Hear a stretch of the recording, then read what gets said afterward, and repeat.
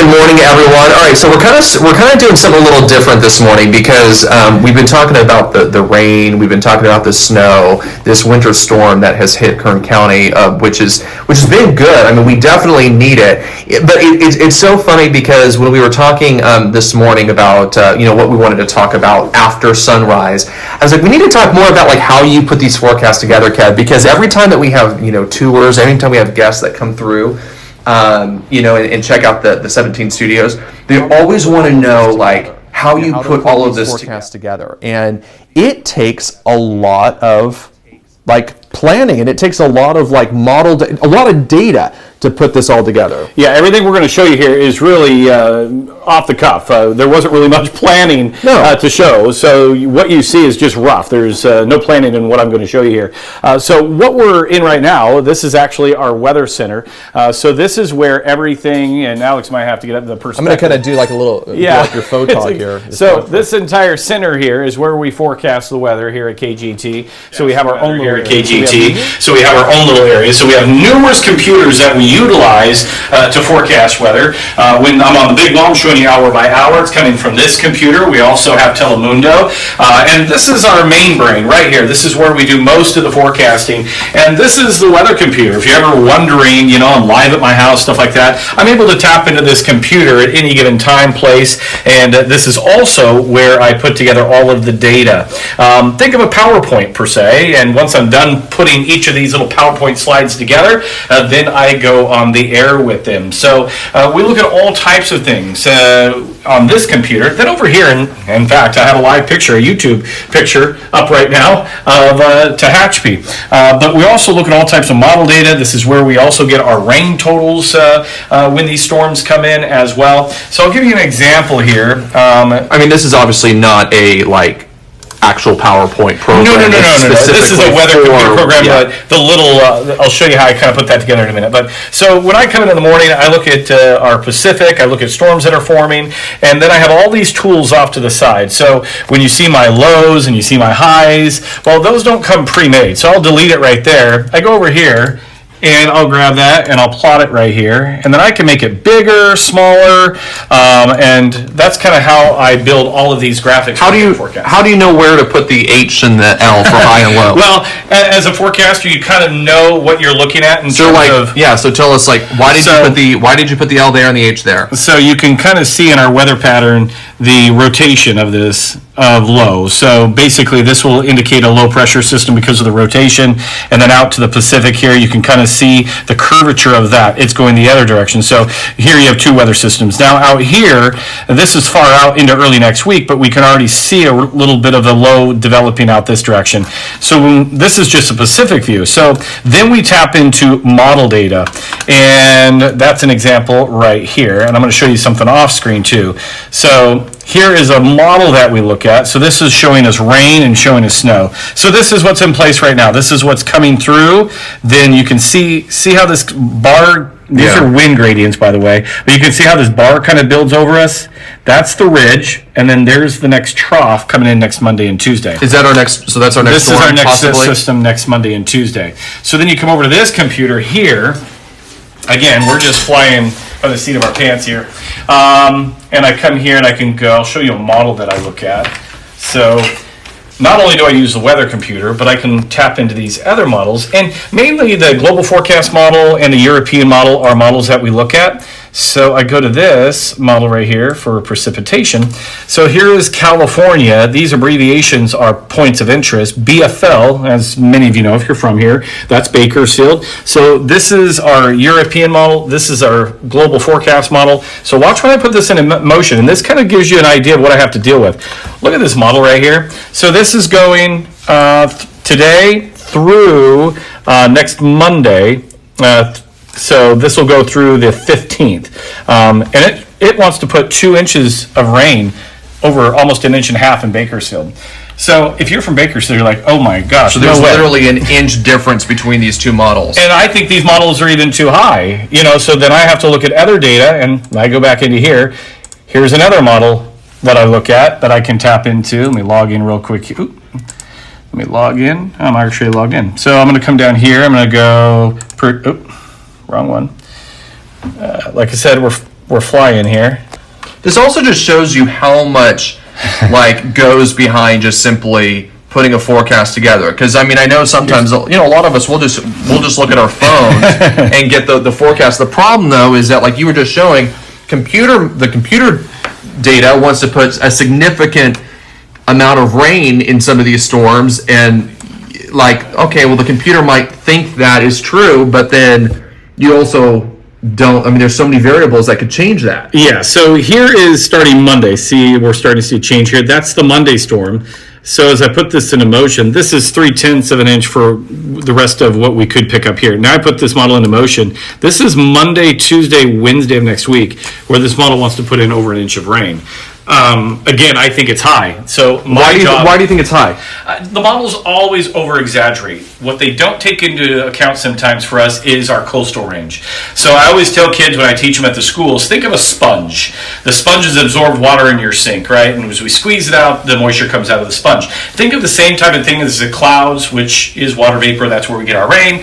It's off the ocean. It comes over the coastal range of California. As it's coming up the mountains, it's wringing out. As it descends down the mountains, it's wringing out. And it's got to make its way all the way to the south into the valley, into Bakersfield. And by that time, we wring out a lot of that moisture. And the models don't always take that into account. So it's taking into account the moisture source, which could be equivalent of an inch of rain, but that's not the equivalent of rain that's going to be left by the time it makes its way into the valley after coming over the coastal range. So I know that sounds like a lot, but gives you an example of what we deal with in terms of forecasting weather for our area, especially rain events. Can we talk about today and what we're seeing right now? Because we are seeing quite a bit of. Let's show you. I don't know, and I'm gonna talk to my director really quick to see if. Yeah. I know that we're trying to get a live picture from Tehachapi. We're trying to do it all here. I know that there's there's so many different. That's a whole other story. One of these days we'll show you what goes on in the control room, because there's a lot that goes on there. But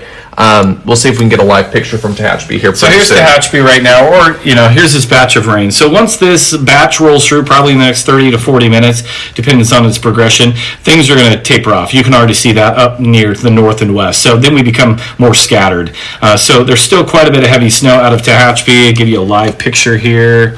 Let me come up here and I'll show you Tehachapi. Here's Tehachapi right now, and the camera actually in Tehachapi has been struggling a little bit there at the hospital. That's where we get this camera data from, but there's definitely a lot of snow on the ground still, and still coming down. Oh, there we go. Pretty impressive though.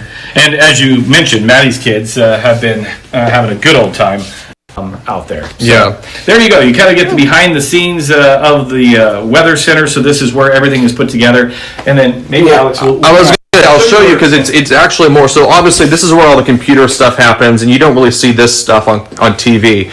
But usually when Kevin goes and when he presents the weather, here's the weather desk. That's like his. So you can see that's the weather shot. And then you may see me look down. Those computers that I have over there, I also have right here in front of me. So I can access all of the weather data right in front instead of having to go back there all the time. So it's always right at my fingertips for making updates, updating rain amounts.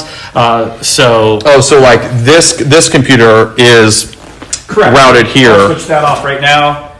And there you go. Oh, that's my background. So I'm always switching from that background. Then if you look over there, I'm going to switch it. So when I'm on the big wall giving you weather, it switches over hour by hour. So this computer kind of functions that. This function basically puts on the screen at home all of the weather graphics and story that I'm going to tell. All right. So lots flip to this it. Around. Yeah. Just going to give you a behind the scenes look at the studio. There's just so much that goes behind a forecast, especially when temperature is probably like the easiest thing. Well, those right. Well, that's all automated, so I don't have to put those in. But it's the storms and stuff. And forecasting takes the time. Takes the time. Okay. So, and we're actually talking about technology. Alex and I are actually broadcasting right now off our phone with a kind of a. So people always ask, like, when I'm live, remember back in the day when we had the big live trucks and everything? Well, that's not anymore. Not the case anymore. I mean, we do have our trucks. We still have our. Actually, this is you can see now. This is exactly what. Yeah. This is what a lot of times when I'm. Now you're probably noticing the audio difference. Yeah, cool. There's a little bit of a lag, right? Yes. But so that you see exactly what we're talking about. So if anybody's wondered do I go live at my house and stuff like that, this is the technology. Okay, so what I'm going to do actually right now is I'm going to stop this, and we're going to switch over to the set cameras. So you're going to see just a little hiccup here. So I'm going to tell my director right now too. We're going to walk over to the set and go to our other source. Okay, sound good? All right, I'm going to stop this once I see the. There we go. I've done this before. It's fun. There we go. All right, now there we go. Us from the studio camera. All right, there we go. All right, let's get back to the like what we're going to continue to. This is like what it normally looks like, right? Yeah. So we had right before we went off air this morning. We went to Tehachapi to talk to Justin Jansen. That's Maddie's husband, and he has got the kids up there. Let's see if we have him because they have had they've got a winter wonderland up there. It's just been absolutely beautiful to see. And it goes on, again, we talked about the technology that Alex and I were just showing you off screen. Mm-hmm. Maddie has that same, every reporter, every anchor has that same technology on their cell phones. Yeah. So we can have our reporters live with us anytime. Yeah. What are you saying, Adam? All right. Justin's ready? There he is. What's up, Justin? Looks like the snow's continuing to come on down. Yes, it is. It's actually heavier than just a few minutes ago. And yeah, we've kind of switched roles. Usually I'm the one working behind the camera for Madeline to do this, but she's still a little under the weather. So I stepped up. I said, okay, it's time for me and the boys to throw some snowballs at each other and show you what it's like here in Tehachapi. And you can see we already got one flying in. Eli. I was going to say. Yeah, you can't get away. They really want to get you live on TV here, Justin. Yes, they do. They're like a hungry pack of wolves. They will stalk you and they don't stop until you're out of there. So I just want to see you grab one of them and just roll them in the snow. Yeah, you can turn them into a snowman. They're taking advantage of you because you don't down and down. Just a reminder, every once in a while you got to show them who's boss. Yeah, I need to show them why I went and played a pitcher in college. So yeah, exactly. I mean, when you have these snow days, obviously in Tehachapi, you get a few good snowstorms every year. What do you, as you know, with your family, what do you typically do on a day like this? Because I mean, it's not unheard of, but it's still rare. What do you usually do on days like this? Well, it's a funny thing. Growing up in Bakersfield, and the boys being from Bakersfield for the beginning of part of their lives, it is like Christmas morning for them. When they see the snow come down, it's still special because it doesn't happen regularly during the winter. It happens a few days, which we also like in Tehachapi. That cosmetic snow where we get to play in it and then it melts off and shovel for the season. But really, this is what they do. You will see them burn calories all day long. They wake up before dawn, they come outside, and again, like I said earlier, our neighbors just must love when the snow comes down because they know they're going to get an early alarm clock from these three. They're just relentless. They are not letting you talk. I was going to say, you should have them, you should bring them in the shot here. And have them all right in the face. Yeah, Ooh. Eli, come here real quick. Eli, here's the culprit right here. First rule, no snowballs to the face. Come home when the street lights come on. Eli, you have chores to do now. I was going to say. You have chores to do. You turn here and tell We're all watching you, Eli. You better behave. Your teachers are watching probably too. Ask him, Justin, what his favorite thing to do in the snow. What's your favorite thing to do in the snow, Eli? My favorite thing to do in the snow is throw snowballs. Can you make what's the perfect snowball? Can you make the perfect snowball for us? We actually have a snowball maker. I don't know where it is. Wyatt's gonna go get it. What's a snowball? Snowball does it scoop it together? Yeah, he likes them. Luckily, Luckily, they have not found that trick of kind of using water as well when it's freezing. Oh, jeez. So it's almost like a. I can remember because I'm from the and now Pacific they're hearing me Northwest. say that. Snowballs can hurt if they're not made right, or if they're packed too much. I don't know how that one felt to your face, but. Again, luckily they don't pack them as efficiently. That's good. Oh, All there right, you so go. let's take a look at this, Eli. All right, so I want you guys to build, well, you're building a snowball right now, but what I want you boys to do is I want you to build me a nice snowman that I can show tomorrow. Yeah, and actually, real quick, show them the trick. So we did learn a trick, Kevin. You may know this one. I did not know because I didn't grow up in snow. As I was always wondering, how do they get such large the packing of snow for the snowmen? And then we were taught when we got here that actually, if you start a small snowball and just start rolling it, it will gather the snow, and you just keep rolling it. You know, where's your show right They here? call that work smarter. Hey, Justin, they call that work smarter, not harder. Yeah, exactly. Well, you see me, I'm pelted with snowballs the entire time I'm trying to work smarter, so you're under a heavy fire. but I mean, talking about like making a snowman, I mean, that's the snowball effect, right? Like, Yeah. I mean, you just start small and it just keeps getting bigger and bigger and bigger. And not all snow is good for snowball making or even snowmen. It really depends. I mean, that snow looks like it's might have a little bit more moisture content, so it's rolling pretty I mean, good. look how big, I mean, that's pretty big right It's right sticking there. pretty well. Yeah. Yeah, this one's not too bad. You're right. When it if it gets icy, it doesn't work well, or if it's too slushy, it has to be that perfect mix. But it is amazing how many things that were right on the cartoons when you saw that snowball roll down the hill. That's actually science. So are your boys the type that'll just continue to play out there, or at a point where they just get so cold they go inside? They will play until they're at, I don't know, whatever levels of frostbite and hypothermia are, but they will at that point they will come in, want fire built, and up our This is the snowball maker. Okay, Yeah. show me how it works. Make me a perfect snowball. Okay, See the problem gathering with it that up. is They you- also, which It takes so long to make one, you get in trouble. Those, That looks like a snow cone. yeah, Now there it is. that's, Oh, look, close for the camera. Come here, Wyatt. that's a good snowball. So you can though. see. Oh, that's a good one. You're right. They make pretty. It's a good snowball. Yeah. And the snow looks perfect. got It cheese. looked like it compacted yeah, real nice. yeah, for sure. And that's what you use it for. And they're, man, Justin, See, you use that snowball maker to just like keep the arsenal going, right? I noticed they're not hitting Yes. each other. They're throwing them all at you. Yeah. Yeah, they know. They got good reaction last time, Pelton Maddie with it. So now Yeah. they're just out. And I was going to ask, do these snowball fights ever end in frozen tears?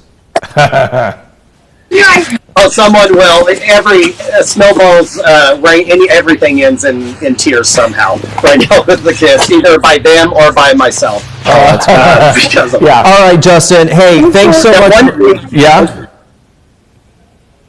Oh, sorry. One thing they were doing I would not recommend is last time they were making snow cones out of it and eating it. And I see what this backyard looks like without the snow, and I told them I wouldn't recommend it. Exactly. All right, Justin. Thanks so much for talking with us for a little bit. Also, tell our friend Maddie to get better. I know she's feeling under the weather, so hopefully she can be all cozy in your guys' house while she recovers. But on the flip side, you better be careful. You may be taken over soon. Yeah. You're quite you're a good reporter out there. Yeah, I think this is more of a wartime reporting with all these snowballs. Yes, our Tehachapi war correspondent, Justin Jansen. All right, Take care, buddy. all right, man. See ya. All right, this is so much fun to have that, and I know that because Maddie and Justin, they moved up there with the boys, right before the pandemic in 2019, and I remember her talking about like how she was just so excited for the kids to be able to experience snow days. And again, it's rare. It's not like you get them every single day. I mean, it's just a few days a year, if that. Yeah, And Justin it's just said so- it perfectly. so You fun. get the snow and then it's gone. It's not like, parts of, the Midwest or whatever where it snows just coming down. It's there for a week. This will Right. probably starting to melt off later on this afternoon. Yeah, because- And then by this weekend, it's gone and sunny. Between solar radiation and just the afternoon temperatures Warming up and warming up, I mean, you get, but it looked like they had a lot of fun. All right, I want to talk a little bit about we've started the segment, of course, want to do a look at what is going on today, right? It was do that today in history / some of the weird holidays that we celebrate. So we're going to talk about what is going on today on this March 6th. Today is March 6th, and it's National Dentist Day. Did you know the painkiller aspirin was patented by German chemist Felix Hoffmann back in 1899? In honor of Women's History Month, we recognize Eleanor Roosevelt, who was the first First Lady to hold an official press conference at the White House.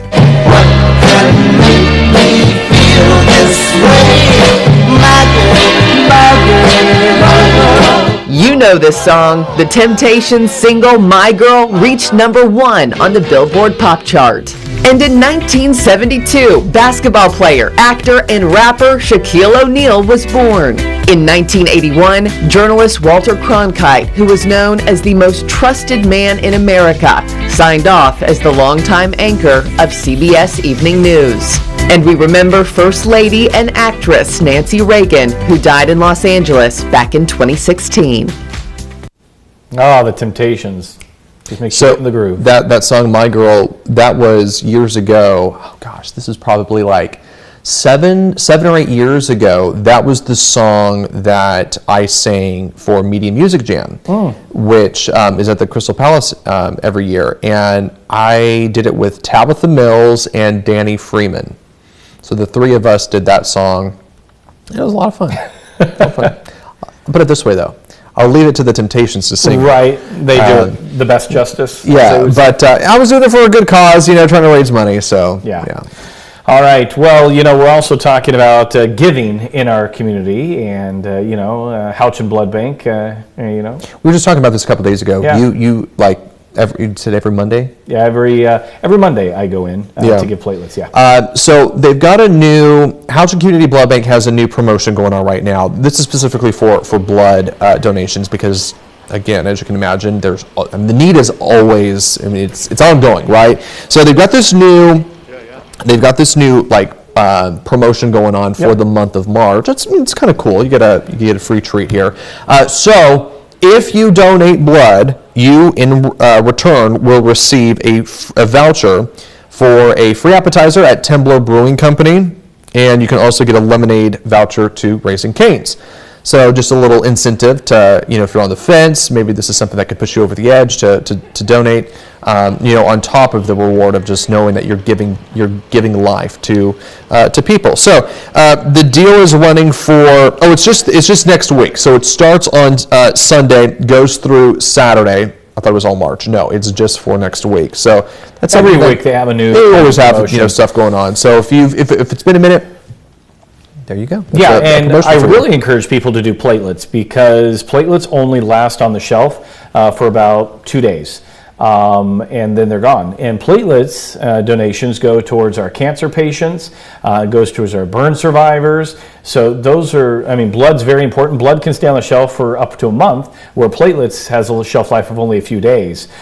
So I really encourage people to do platelets as well. It does take a little bit more time than blood. Usually I sit on the chair for about 80 minutes while I give platelets, but I usually do a double platelet. But for me, it's a good time just to sit back, relax, reflect on your Okay. week, maybe your day. But take me back to that first time that you donated. Were you a little nervous? I didn't know what to expect Right. because you're next to this machine, but then it became fascinating. So the process is when they hook you up, they take your blood out, and then in the process of the machine, it's taking out your platelets and splitting it, yeah. putting it in a separate bag, and then it returns your blood back into your system. Some people may be a little squeamish on that. I think it's fascinating to watch it. Pull my blood, take the platelets out. You don't have to watch it, by the way. You don't have to watch it. I think it's interesting. And then, the blood goes back. That's why it takes a little extra time. But it doesn't hurt, nothing like that. Do you have any side effects? Are there side effects? There is a little bit of a side effect. So they give you, it's like a drip, but it helps your blood thin out a little bit. Right, okay. You get a little bit of tingliness maybe with that a little bit. Some people are, have different reaction to it. It didn't really affect me too much. But again, it's easy. It's relatively Kind of quick. go about your day afterwards. Yeah, let me just say, the phlebotomists at Houchin, I go to the Bolt House locations, they are great people. They talk to you throughout. They're just so nice. They make the process super easy. Well, that's nice. Yeah. So obviously, let's go back to the storm because it is, it's starting to become a really I'm big looking deal. right now Yeah, I know. on our screen. Can we take that live picture of there she is. This there is parenting right here. So we're getting word that the reason why we know that this is Jackie is, they say that the female bald eagle is bigger than about 25% bigger than the male shadow. But we're kind of lucky enough to see this. Jackie has that kind of that spot right there just above her beak. Oh yeah. That is. So they say that is. It's just for her. She Well, just right, has a but spot, they say but that's that is her. her? Yeah, that's Oh. Jackie. So There we go, finally. We're looking at Jackie. Now, as you can imagine, we can't see the eaglets this morning because of what's around the nest. She's keeping those two eaglets warm, nice and warm. And she's taking a nap herself, it looks like. Looks like it. It's got to be. I mean, it's just got to be been- really cold up there. It's just incredible. I don't know. I just think Mother Nature is such an amazing thing.